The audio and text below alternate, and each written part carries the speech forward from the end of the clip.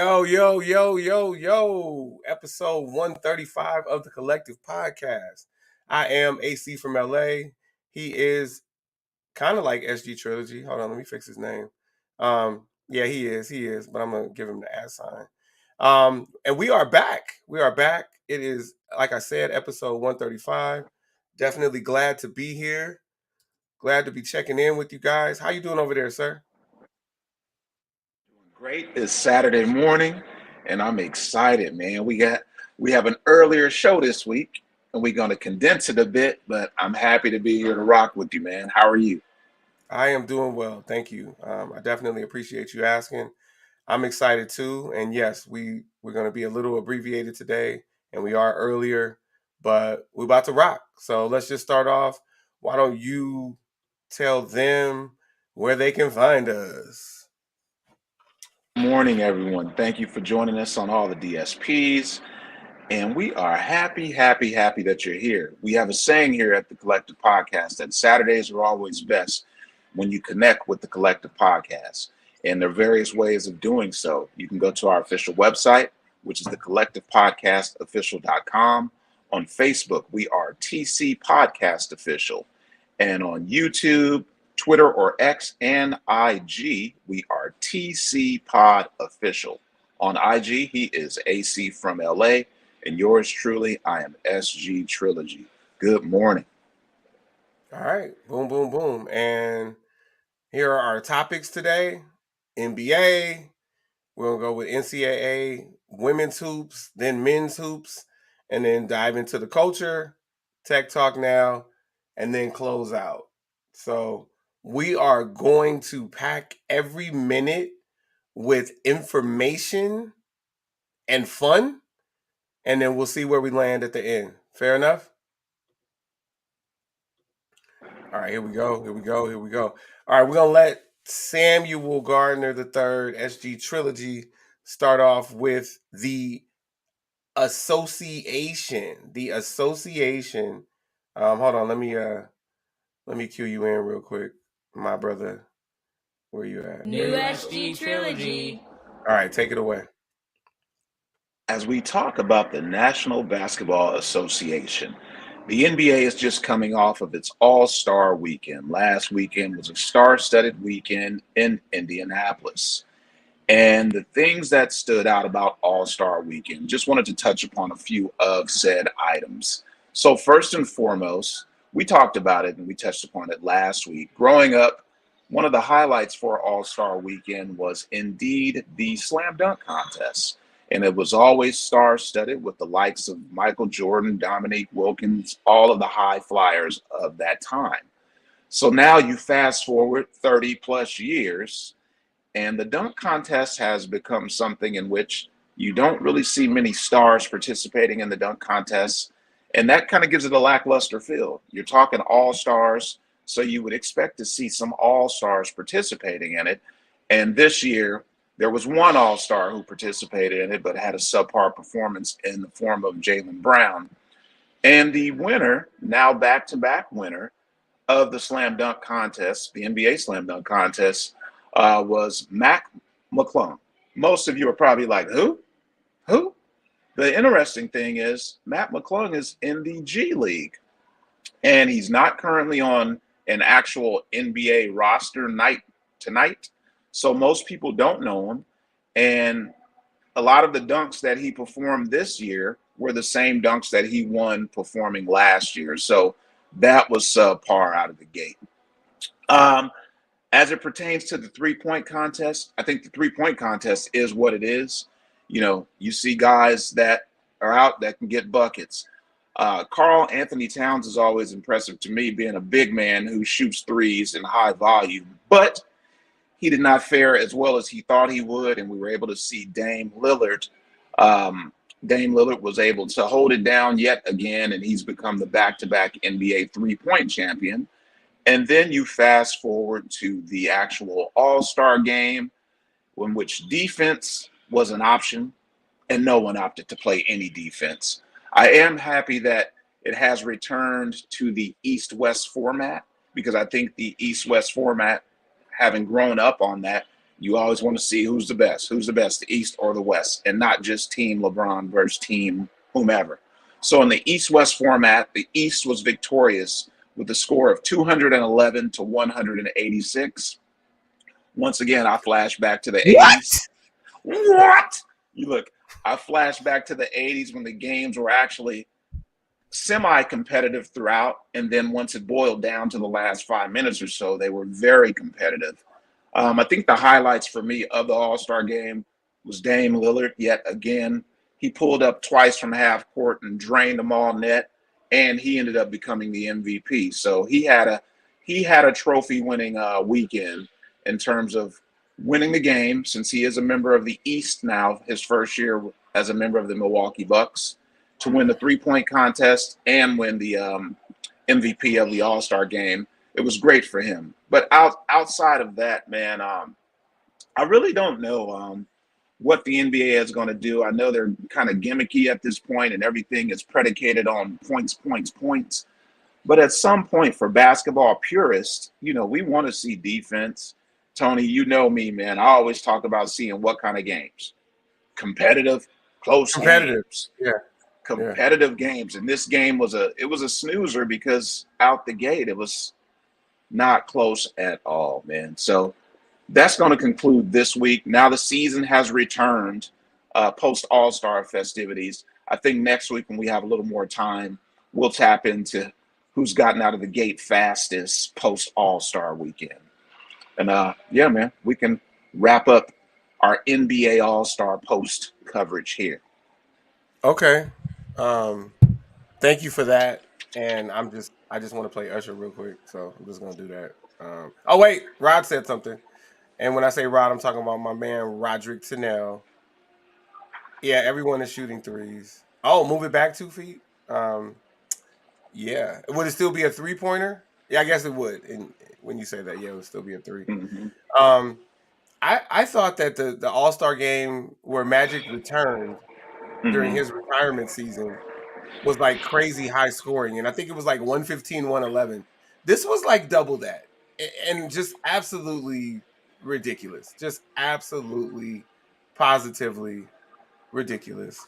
Um, Breaking news: since we're in the NBA, Matt Barnes has been removed as a play-by-play announcer for the Sacramento Kings. He was let go yesterday following events that unfolded at Crespi High School um, 2 weeks ago. Crespi, where his twin sons from Gloria Govan play for Derek Fisher. Look at that triangle. They played against rival Harvard Westlake, and yeah, 300. Yeah, 300 or 50. We'll see. Hopefully they go in a different direction and scoring is real down, right? And everybody's averaging 8 points a game. Um, he according to reports, he not only got into it with officials, but wound up getting into a back and forth, as he called it, with a Harvard Westlake student doing play by play for the game, and he wound up putting his hand on his shoulder. So he touched him. He touched the kid during. Allegedly. Well, he said he did. He said Oh, he he did. did. Okay. Okay. Yeah. Okay. So I'm going by that part that he's saying I touched him and I shouldn't have. Okay. Um, And so it is a kid. So by all accounts, it's a kid. By all accounts, he touched him, and he says that I shouldn't have because it just wasn't a good look. And so the Kings officially let him go. Now he also said, and he talked about this on the Dan Lebitard show yesterday before he was let go. That it all started from bad calls, and he was yelling at refs. He's like, I yelled at refs at UCLA. I yelled at refs for 15 years in the NBA, which is actually 14 years, but I yelled at them. I'm yelling at him as a dad, and I have a 5-year-old on the way. I'll still be yelling at him for several more years. That's not going to change. But then he said, I shouldn't have touched the kid, even putting the hand on the shoulder. So definitely remorse shown, but we are where we are. That's the breaking news from last night. And today and last night are the same for me because I haven't been to sleep. All right, Sam, we're going to go on to NCAA women's hoops. And just in case they don't know who I am, let me tell them who I am because you got your little drop. So, New AC from LA. hey, shout out to Kayla. All right. So, on the women's hoop side, this is what we have. This is what we have. Um, so, here's the thing something came out this week, and I'll let Sam talk about it because I don't want to steal his thunder. But something came out this week asking, would you take UConn or the field on the men's side? And historically, you could ask that on the women's side because Gino Auriemma had a really, really, really good run, right? And before that, it was Tennessee or the field. Um, Even though Stanford got two of them early, it was never like Stanford or the field, except for like those 2 years. So they asked UConn or the field on the men's side, and I'll let Sam take it over. But it's definitely South Carolina or the field on the women's side. And hey, I love my Bruins, but I'm going to go with South Carolina. I'm not going to go with the field. Dawn Staley just does an amazing job there. So listen, going into the week, South Carolina remain undefeated at with 25-0 and at 25-0, all the first place votes and obviously first place. Ohio State stayed at number 2, Stanford stayed at number 3, but wound up losing this week to last night actually to Arizona, unranked Arizona. Stanford still leads the Pac-12 by a half game. But Stanford did lose this week. Iowa stayed at 4th, Texas stayed at 5th, NC State stayed at 6th. So that's where you kind of had continuity, the top 6. You had Southern Cal move up from 10 to 7 after a really strong week last week against the Oregon schools, and UCLA actually split, losing to Oregon State. So UCLA dropped from 9 to 12, and with Oregon State losing to USC with the beating of UCLA at the buzzer, they wound up moving up to 9. Virginia Tech moved up from 12 to 8, and then Colorado dropped a bit, and then LSU remained steady at 13. Now, since these dropped, UCLA has beaten Utah, so that's a good start to the week. And then Southern Cal beat Colorado. So Southern Cal is standing strong at 7, and if they can get the sweep, like if they can beat Utah today, no, it's Sunday, it's tomorrow, then they'll probably actually move up. They'll probably move up. If UCLA can get the sweep, meaning they have to beat Colorado, then they'll be back in the top 10, and Colorado's going to drop because that means that they will have lost both.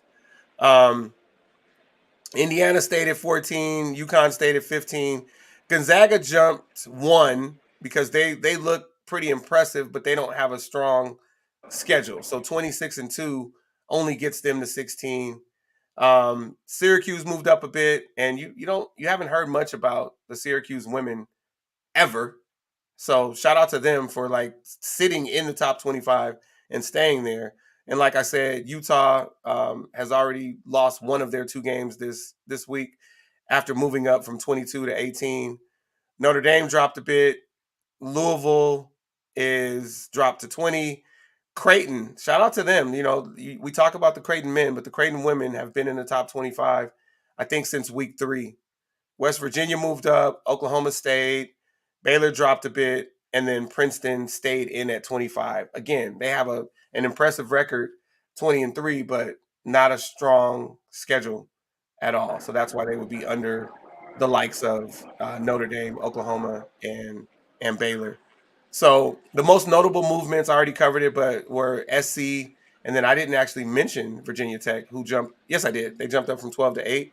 And then Kansas State and Louisville dropped. And so it's a really competitive field. But again, I'll take South Carolina over the field this year, as it stands right now. I'll take South Carolina over the field. Damn. That's what I got. You want to talk about the men? You Man, want to let's talk hit the about men. Let's you want to go. talk about UConn or the field? Oh, see, can you could do the comments while I'm talking, brother. So like while I'm talking women's hoops, you can show that Roderick is actually talking. So obviously I showed the list. Ohio State is number 2. Right. Ohio. So South Carolina, Ohio State, Stanford, Iowa. Those are your top four, and those are currently your number one seeds. Like I said, Stanford is probably going to drop since they lost to unranked Arizona. And if Southern Cal can sweep, oh my God, they might they might slip into the top four. Probably not, because Stanford's not going to drop that much. But man, all right. So Roderick is leading in, saying take the field over UConn. Let's see what Sam says as I present to you men's hoops. And remember, I got that rundown for you in our sheet. You saw that, right? Yes. Yeah. Okay. Bam, bam. Take it away. All right. So as we talk men's NCAA hoops, the reoccurring theme at this time of the year is what? Conference play. And in conference play, all of these teams know one another. So rankings, you can take the rankings and throw them out the window. It does not matter. This week was an example of just that. We had 15 upsets this week in the top 25, with top 25 teams losing, most notably being the UConn Huskies coming in ranked number one. UConn lost to Creighton, was ranked 15. And when I say lost, Creighton put hands on them 85-66 and dominated that game thoroughly throughout, from tip to the buzzer. Creighton dominated that game. So UConn did not look like UConn. From there, number two also took a fall in the form of Purdue losing to Ohio State 73-69. So at this time, we're getting ready for March Madness. These teams are very familiar with one another. And I talked about it a couple of weeks ago. At this stage of the game, it's typically upset basketball. Teams are playing up. They're excited to play these ranked teams with hopes of making it to the big dance. So that's what we saw this week. As we talk upsets, as I said, both number one UConn and number two Purdue lost. Another team that's been on the skids, man, which is kind of interesting because they got out of the gate quick. And I think seeing, who is it? BYU. BYU is a team that has been dangerous all season. But one thing that was notable coming into this week, BYU came in having fallen 6 spots and ranked 25th in the nation. And guess what? I would expect BYU to be bumped out of the top 25 after this week, because BYU lost to an unranked Oklahoma State 93-83. So there's going to be a lot of movement. When you see the AP top 25 next week, there's going to be a lot of movement. I think today's games are going to really make a difference. UConn is headed to Philadelphia to play Villanova. Villanova is unranked, but Villanova is one of those teams that, as you get closer to the tournament, Villanova knows how to win. Villanova knows how to pick apart teams. So although they're not Villanova of yesteryear that was coached by Jay Wright, Villanova can still be dangerous. And if by chance UConn is looking beyond Villanova, Villanova does have a chance to beat UConn today, especially at home. As I said, as it pertains to the top 25, another team that we've seen start to fall apart at the wrong time of the season. This is when you look to get stronger. South Carolina in the top 25 standings. South Carolina fell 9 spots, and they came in this week ranked 20th. So South Carolina needs to shore some things up ahead of the tournament. And from there, today's marquee matchups, as mentioned, you have, of course, number one UConn, who's coming off of a loss to Creighton. They face Villanova on the road. Then you have number 2 Houston at number 11 Baylor, number 13 Bama at number 17 Kentucky. So quite a few exciting games in the top 25 today. And then, of course, I'm going to shout out my Seton Hall Pirates, who host Butler. And then for you, it's that crosstown rivalry, AC, SC at UCLA. What you going to do, UCLA?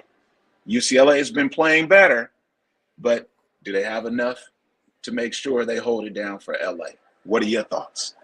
Yeah. So if this season has told me anything at all about men's basketball, it's that UCLA men's basketball is definitely better than USC, and Gonzaga is definitely better than Excuse me, St. Mary's is definitely better than Gonzaga. So it's an interesting take because I know, like, thank you. So go Bruins, but I'm really excited about St. Mary's and what they're doing in the West Coast Conference.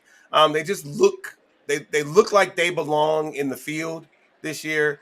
They're definitely better than Gonzaga this year, but Gonzaga's won 10 of the last 11 West Coast Conference tournaments. Now this year, St. Mary's is going to go in as the one seed. Will they hold on and get their second in the last 12 years, or will Gonzaga, out of familiarity, win that tournament and get the automatic qualifier? No matter what, St. Mary's is going into the tournament this year, but it would be nice to see them win the West Coast Conference tournament and go in as the AQ, aka automatic qualifier. So let's go back to this. Roderick says that the UConn loss can be a healthy loss. Well, let me say something really quickly because you talked about the actual spread on that game. I want to mention that you go back to UCLA women versus Utah. They put hands on Utah. They beat them by 30. So 82-52 wasn't nothing. And that's why I'm saying if they get this Colorado win, there'll be some nice movement for UCLA up the polls just because they put hands on Utah. Utah is no punk. Now, Utah has been up and down, but they're not a punk, and they got whooped on wire to wire. So Roderick says UConn losing could be a healthy loss. However, and this is what Sam and I were talking about earlier. Like, okay, so with that one wake up loss, do they drop 2 spots? Do they drop 3 spots? They'll be in the top 4. But Sam says if they lose today for the second time this week, what, Sam? I think they'll hit 10 if they lose today to an unranked Villanova. Okay. Yeah. So So so yeah. no, and I really, Rod, I appreciate you, man. At this time of the season, also, I get it. Yes, that can be a healthy win because it helps them kick the tires and see where they have deficiencies. But then it also can get those other teams like Creighton is a dangerous team. Great guard play. They have one of the best centers in college basketball right now on the defensive end. And so that can also be a huge win for them because it shifts their mindset. And Coach McDermott has his team playing sound, fundamental basketball. So I get it. Yes, for UConn, it can be great that they have this loss and they have like their aha moment of this is where we need to shore things up. But then Creighton's not that far behind UConn, and that can indeed help propel them as well. So Yeah. I can see it both ways. Yep. Um Can kids skip college and go to the G League? Yes, they can, but they're not eligible to get called up to the NBA. So they could play for one of those two G League teams where you can't get called up from. And I forgot what they're like. Team Ignite, I think is one, and I Ignite. forgot what the other one is called. But yeah, Rod. And so this is a funny one. Why did I choose UCLA over SC? Well, I went into college as a sports writer, so or actually as a journalist because my first piece was on Geronimo Pratt. So it's not like they were knocking on my door and giving me money. Like you had scholarship offers, Rod. It wasn't like that for me, but it was simple. SC was not a prestigious university at that point. It had a lot of money, but they're a top university now. But that was a trash school back then. And I'm not. It wasn't even close. I mean, UCLA is still one of the top universities in the country, and by many accounts, either one or two as far as public universities are concerned. We go back and forth with Berkeley. Um, Shout out to my buddy Niall Benjamin, who was my football teammate and who played at Berkeley. So yeah, it was easy for me, even though I rooted for Rodney Peete over Troy Aikman. As I was coming up, when it came time to choose an actual school, my choices came down to Berkeley, UCLA, and UC Davis. So UC Davis was automatically eliminated, and it came down to Berkeley or UCLA. But here's the funny thing: I did get a scholarship to one of the HUs. I'm just going to leave it at that. I'm not getting into which one it was, and I'm not getting into that whole debate. I did have a scholarship to one of the HUs, but I wasn't ready to move away. I checked on it and I thought about it, and I wasn't ready to go. And look, I never left. So here we are. But Roderick, thank you for that, my brother. We appreciate you. Wow, we are zipping. Is this where we are? Did I ever play Usher? No, you Um, didn't. You did not go there. all right, here we go. All right, so here's the thing. HU, okay, so I'm not getting in this debate, especially as You someone got to go there now. who didn't go to an HBCU, but okay, so when certain people, okay, when most people say the real HU, they are from Howard University and they're taking a shot at the Hampton Institute University, which at the time was the Hampton Institute. So it wasn't actually even an adjacent HU at the time, but now, by all accounts, they go by HU, even though it's officially HIU. So it's a weird thing. And then they battle back. Howard and Hampton, they were in the MEAC for a long time, battling each other. Um, my scholarship was to Hampton. I did get into Howard, but they didn't offer me any money. I got into Morehouse, didn't offer me any money. Clark Atlanta didn't offer me any money. Tuskegee, I only got money from Hampton, and I wound up at UCLA. So thank you, government, for helping me get through UCLA. Okay, boom, boom. There you go, Roderick. Um, HBCU alum. Shout out to Morris Brown College. Bam, there we go. I did get into Morris Brown, but they didn't offer me any money. Okay, there you go. My bad. Um, I did have a homegirl who went to Morris Brown. She's the one that told me about Morris Brown. Um, Hmm. I have no idea what her name is, but we went to high school together, and she went to Morris Brown, so she's a fellow alum. I'm sure I probably know her since we're in the same age group. So yeah, Yeah, and she was, and I can see a snapshot. She was cute. I just don't remember her name. So, I'll say I know her because yeah. she was cute, but yeah, I'm sure I know her. Wait, say Yeah. what'd you say? What'd Look, you I'm say? not gonna say I know her just because she was cute, but I'm sure I do know her. She's from Please. LA and Is our that what age we're group. doing? Is that what we're doing? Is that what we're doing when you were in college? We're not doing that. We're not doing that. You did not talk to the what you used to call them, Sam, mud ducks. You did not talk to the mud ducks from LA. You were like, I don't know. You like that's when you were conveniently not from LA. When you saw a mud duck from LA on Yeah, campus. I'm So not. stop. Yeah, I'm like, no, not Okay. quite. Okay. All right. We're gonna get into the culture now. What? Wow, we're What? already at the culture. That's what I'm saying. We are zipping. We're zipping. Wowzers.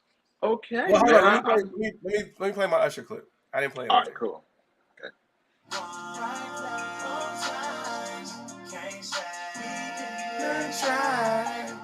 You always been a real one, even though we ain't together. It was real love, and maybe it's still love. I hate to be making to forever. Only we ain't getting back together. We ain't good, but we still good. All right, that's all. Just wanted to shout Usher out, Yeah, that's and then I that's a guess jam, right? That's a jam. yeah.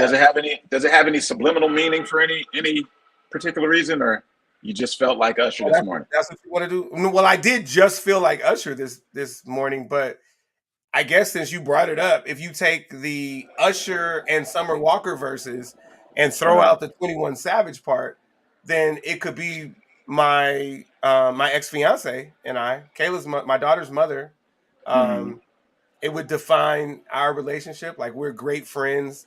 Following that, she's family. I'm family to her. mm-hmm. And we've moved on, not getting back together. She wishes me well. I wish her well. So yeah, it can apply. Um, are you kidding me? Okay, we're not doing this. All right. So you gonna put this woman's name on this whole thing? Okay, so I guess we're gonna have an aside here. No, I'm not talking about Richard. Roderick, are you kidding me? Okay, so let me give you guys a backstory. It's the end of the school year. I I get out of school. It's not the last day, but it's the end of the school year. Too soon. It's not Richard. Okay, you gotta stop. Um, I get out of school. I get out of school at lunchtime. So I catch the bus over to Roderick because I've now left Westchester and I'm at Fairfax. So I catch the bus over to Roderick's neighborhood, and then we're walking to his house, which is also Marcus. Which is also where Kristan lives. So this is Marcus Johnson's neighborhood. Mm-hmm. Because we're going to Rod's grandmother's house. We're going to Booby's house. So we're walking, and then we see his homegirl, Robin, who actually at the time is the girlfriend of my cousin Melinda's brother, Torino. Yeah. Okay. Shout out to Melinda. Aunt Cheryl usually comes on here. Melinda is Aunt Cheryl's daughter. So we walk Robin home, and there's this girl outside in Robin's neighborhood, and her name is Rashard. So we meet and we click immediately. We exchange numbers, and we're walking back to the house. And since you didn't put it out there, Rod, I'm gonna put it out there. And Rod is like, that's messed up, man. I'm gonna take all the curse words out. That's messed up, man. I was like, what's messed up? He was like, well, you're talking to a whole bunch of people right now, and that you gonna mess with Rashard's feelings because you don't just talk to one person. Now, if I had a girlfriend, I just had a girlfriend, but I was just talking to people. And he said, that's not fair to her. She seems like a nice girl. And I was like, all right, dude. Well, if she wants to talk, then I'll just talk to her because nobody is like really holding my attention right now. So he like changed the whole trajectory of my dating life for the rest of my life because he guilt tripped me into only talking to one person. And then she crushed me. She crushed me. So I'm only talking to her. A la Rod. Yes, thank you, Rod. My memory is impeccable. She crushed me. We start talking, and we're going into summer, as I said. She's on punishment, so she can never hook up. And when I say hook up, I mean hang out. Back then, hook up meant something different before the real world Las Vegas and Irulan and Arissa and Alton changed the meaning of hookup forever in our culture. So she could never hook up because she was on punishment, rarely talked on the phone. At one point, my boy, who was my football teammate, came over to my house and I was on the phone with her. So she was like, well, and he was talking to her in the background. So she's like, well, should I say names? That's okay. Put your boy on the phone. So I put him on the phone, and then he hands me the phone back, and he's like, "Hey, give me your number." And I was like, "What?" And then she was like, "Yeah, he's gonna be my brother." I'm okay with that, right? Because I have sisters. I have sisters, so I'm like, okay, cool. Why we get back from school? That was 10th to 11th, so it's 11th grade, and my homeboy Carl Cleary comes up to me, who's from Haiti, who's got Haitian origin. His house was the first time I tried plantain. He says, "Hey Tone, you are you mad at bleep?" And I was like, "Why would I be mad at bleep?" And he said, "Because he took your girl, Rashard." And I was like, "What? This is news to me." I find out from Carl Cleary that bleep took Rashard. So we're teammates. It's a weird situation. Yeah. This is funny. Yeah, I'll tell you offline who Bleep is, Rod, because I don't want to put his name out there because I got over it really quickly and we are still connected. Like we talk every now and then. I'll give you a name. I'm just not giving the name now. But But he when you went to said St. Monica with me. And then when he you went to the University of New Mexico. And his name is not Al Jones. So that only leaves one person, but people still don't know who it is. So yeah, so let's just say I took a year off after high school before I went to UCLA, and I used to hang out at Northridge a lot because I had people up there. And in a very tasteful way, I got revenge on her, and I'm gonna leave it at that. And so, absolutely not Rashard, but that was fun that you brought that story. You're googling, dude. I could just text me so I can respond in the text. Just text me. I'll respond in the text, right? I'll give you his name, and then you could look him up on Facebook. Okay. Boom! Now we're going to the culture, but we're gonna talk to Ace Hood first. Loyalty ain't just when it's convenient. Yeah, that dude Bleep wasn't loyal. When it's convenient, that's why I said what I said. Rashard wasn't loyal. Loyalty. But if he didn't give you that bag, he didn't create that opportunity, would you still be loyal to him? You probably wouldn't. You know what I mean? But it's convenient for you at that time to do so. So you're gonna play your part and play the position. Play your part and play the position. Don't take your dude's girl. Well, she wasn't my girl if she was takeable. Go ahead, Samuel. Give them the culture. So as we went off on this eloquent soap opera of what was your teen years, whoa! Womp All right, womp womp womp womp. I got to really back in. So for this week's culture, the culture, I wanted to highlight a couple of items. So first and foremost, here with the culture, we go through music. I try to identify projects that, of course, I like, but then hopefully projects that you can learn to love and enjoy. And if you didn't know about them, great. I put you on some new game. So a few projects that I wanted to highlight. The first two are singles and hip hop singles. And I'm going to pay some homage to the iconic group, and I will still call them a trio, even with the loss of Dave, De La Soul. De La Soul has a single out, which is called Freedom of Speak. We got 3 minutes. And it's a single that is undeniably dope. De La is still on with lyrics. The production is superb. And so I'd say check out De La Soul's new single, Freedom of Speak. We've got 3 minutes. And then the second single, which is also a hip hop song, is called Bodega. And it's by Dave East and Vado. Dave East is a lyricist from New York. Vado really compliments him well. So those are two hip hop singles. First and foremost, De La Soul, Freedom to Speak. We got 3 minutes. And then Bodega by Dave East and Vado. Two dope records that are hip hop records. Now, as we go to a couple of EP projects, Southern California's own Dame Funk has an electronic album. For those of you who know me, I love funk music. 70s funk music, Parliament, things of that nature. Well, Dame Funk is an extension of funk music. And so he has an EP out, which is called Out the Way by Dame Funk. Let's see. Lastly, a project that I also enjoy is by Ye Ali, and it's called Ye Ali and the Chill 3. Ye Ali and Chill 3. It's an R&B and soul project. Really melodic, a real melodic project, which is also dope. So I say check those projects out. Next week, I'll take a deeper dive highlighting some of the songs on those two EPs, one being by Dame Funk and the other by Ye Ali. I'll highlight a couple of songs off of each project. All right, lastly with the culture, let's talk film.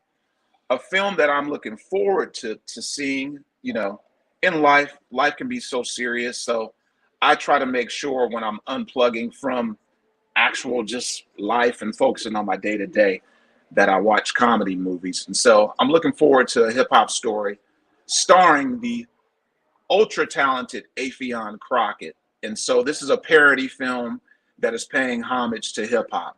And so that's a film that I recommend you go and check out. You can check out the trailer now. The movie just dropped in select theaters across the US, just dropped yesterday on the 23rd. So go out and patronize. It's a movie that is created by us, for us. And Avion, for those of you who are familiar with him, he's very, very talented. So I suggest going to check out A Hip Hop Story. And this concludes the culture. Thank you for that. So inquiring minds want to know. You said it's a movie by us, for us. So would that be a new brand called Bufu? Bufu for you. It could be, man. Okay. It could be. Well, we definitely like Afion Crockett, so we're gonna have to check out good old A Hip Hop Story, the comedy parody. Okay.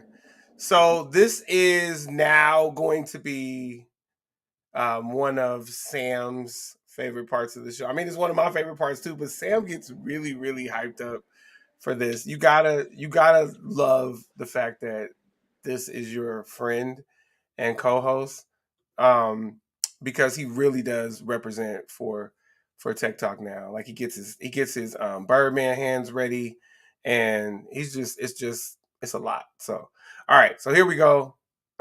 Thanks, Rod, for saying that was funny. I appreciate you. Thanks for rocking with us. All right, so we're gonna go to Tech Talk now. Now. Yeah. So This is Tech Talk Now.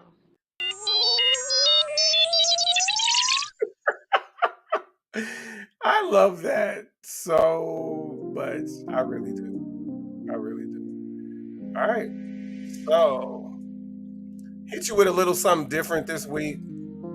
We're going to talk about virtual reality fitness, the future of workouts. Welcome to Tech Talk Now. I'm your host, AC from LA. Today, we're diving into the exciting world of virtual reality fitness and how it's shaping the way that we work out. Gotta turn that down a little bit. Virtual reality fitness has exploded onto the scene, offering an innovative and immersive approach to exercise.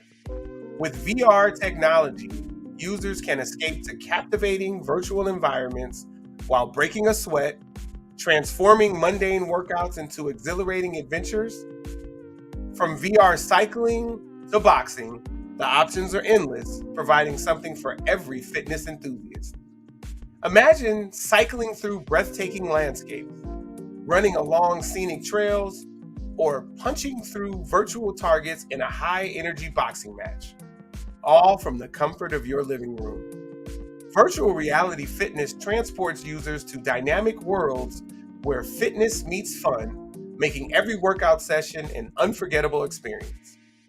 The immersive nature of VR workouts engages multiple senses, making users feel like they're truly part of the action.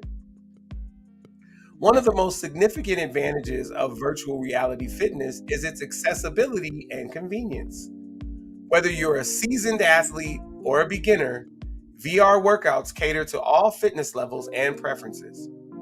With a VR headset and a small space, users can enjoy effective workouts anytime, anywhere, without the need for expensive gym equipment or memberships. Plus, the ability to stream VR fitness classes from home adds an extra layer of convenience. Traditional workouts can sometimes feel monotonous, leading to boredom and lack of motivation. Virtual reality fitness addresses this issue by offering engaging and interactive experiences that keep users motivated and committed to their fitness goals. With gamified elements, challenges, and tracking, VR workouts turn exercise into an exciting adventure that users look forward to every day. Additionally, the social aspect of VR fitness allows users to connect with friends and participate in multiplayer experiences, fostering a sense of community and accountability. Beyond the thrill of immersive gameplay, virtual reality fitness delivers numerous health and wellness benefits. From improving cardiovascular health and muscle strength to reducing stress and enhancing mental well-being, VR workouts offer a holistic approach to fitness that extends beyond physical exercise. The immersive nature of VR also helps users achieve a state of flow, where they become fully absorbed in the activity, leading to improved focus and mindfulness. As virtual reality technology continues to advance, the future of fitness looks brighter than ever. With new VR fitness apps, experiences, and innovations on the horizon, the possibilities are endless. Whether you're aiming to lose weight, build muscle, or simply stay active, virtual reality fitness offers a compelling solution that's both effective and enjoyable. As VR headsets become more affordable and accessible, we can expect to see a surge in VR fitness adoption, revolutionizing the way we approach health and wellness. In conclusion, virtual reality fitness represents a paradigm shift in the way we approach exercise. By combining cutting edge technology with engaging gameplay, VR workouts empower users to achieve their fitness goals in a fun and immersive manner.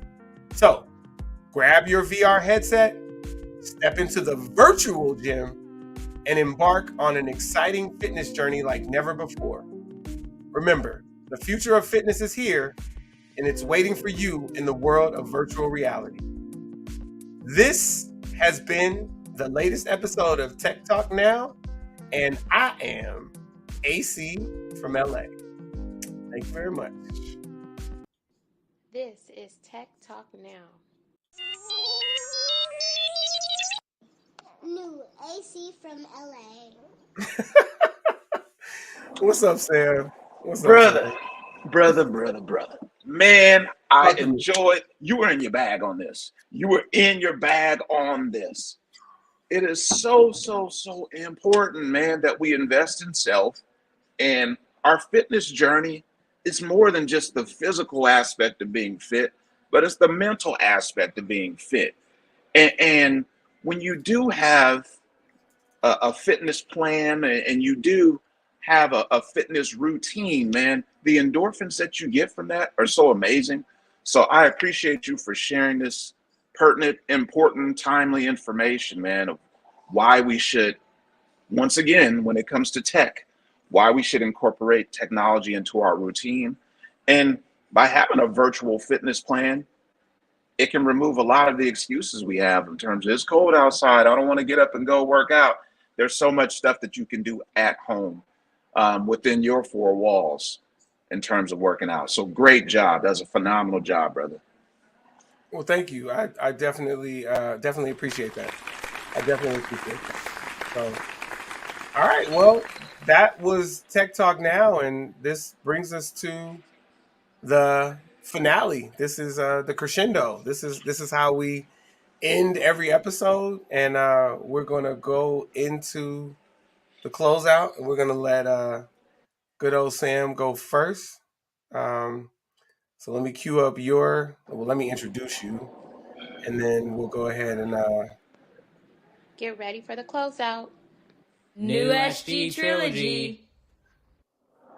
All right. So before we put it on a single cam, I want us to stay up on the double cam for this closeout. all right. Let me give this to our listeners. So Roderick mentions that there's a good watch on Netflix. You Are What You Eat, a twin experiment. It's a great docuseries, according to Rod, and it's 4 episodes. So without knowing what happened, I'm assuming that you've got twins. One is eating well and one is not, and it's going to show you the difference in them. Or maybe they're just going to do slightly different diets, but they're definitely going to look differently, I'm sure. All right, what you got, Sam? Thanks, Rod. All right. So cue up the music on the closeout, brother. But I want you to stay on this double shot for this closeout. Oh, okay, Yeah. cool. Okay. So we're gonna go to Sam's music. Here we go. Yeah. All right. So let me just get that. Let me get that for you. So man, as we close out this week, my closeout is something that, our closeouts are typically just our individual thought and we're talking about what's going on in our mind. But as I sit here with you as my co-host, as my brother, as my friend, this closeout really makes me think about the importance of when you have a loved one, when you have someone who you can call a dear friend, when you have someone who you trust, we need to be able to give each other our flowers. And so, man, I wanted to close out with saying, for me, you're that guy that I know I can call on when I just need to talk, when we need to have some comedic banter, but when we just need to strategize life. And it might be some stuff that's going on in my head that I'm trying to process and work out. I know if it's one dependable person that I have as a friend and as a brother, I always can call upon you. So I wanted to make sure just to acknowledge when you have that person who's a loved one, who's someone you can confide in, who's someone who you can trust, let them know that you love them and let them know that you're also in exchange, you're there for them as well when they need you, because that's important.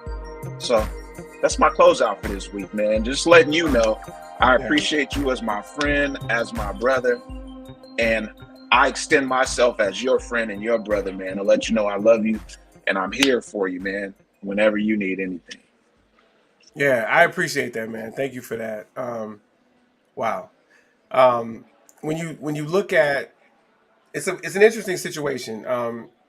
Sam and I grew up in LA, and we didn't know each other growing up, and we've got mutual friends. We've got mutual friends that are not mutual friends. Like that's the other thing. So we have mutual friends from different places who are not friends with one another, or let's say who weren't friends with one another until they met later down the line, like at school or something. And then I met Sam actually through his wife, and we immediately clicked, and we have just become brothers, as he stated. So the feeling is, I got goosebumps when you started talking. I still have them. I don't know if you can see them, but thank you for that. I appreciate that. And yes, you can reach out to me. You can call on me, and it's the same for me. Like, I know I can reach out to you, and we can talk through all of the things. And that's my signature phrase, all of the things we can, and what all that encompasses. And so I absolutely appreciate you also. And then for me, you guys know that I generally get really sentimental when it comes to the closeout. And, I want you, like Sam said, let the people that you love know that you love them. Give the people that you can their flowers, because you just never know. Well, you guys know my why. And if you don't, let me introduce you to her. This is my daughter, Kayla Sky Carter. And Daddy did her hair in this picture. I just want y'all to know I did her hair. And anybody who does hair professionally will have some problems that they can find with this. But I'm super impressed with what I did here. And this is Friday. This is yesterday before she went to school. And so I just want to say I love you, Kayla. And everybody, just let your people know that you love them and appreciate them, whether it's your brother Sam, your daughter Kayla, or other people in your family, other friends, other really important people. If a coworker is so important to you, let them know. Just let the people know you appreciate them.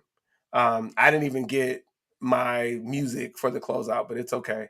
Listen, this has been episode 135 of the Collective Podcast. We had a ball today. We started an hour earlier. We got done in less than an hour, um, without rushing. We even, as Sam said, had a soap opera. So listen, thank you guys for coming through. We absolutely appreciate you. Um, and we hope to see you again, obviously, next week at the regular time for episode 136.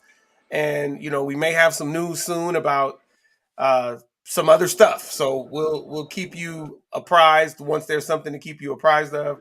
Right now, we'll just keep you in suspense. Again, episode 135 of the Collective Podcast. I am AC from LA.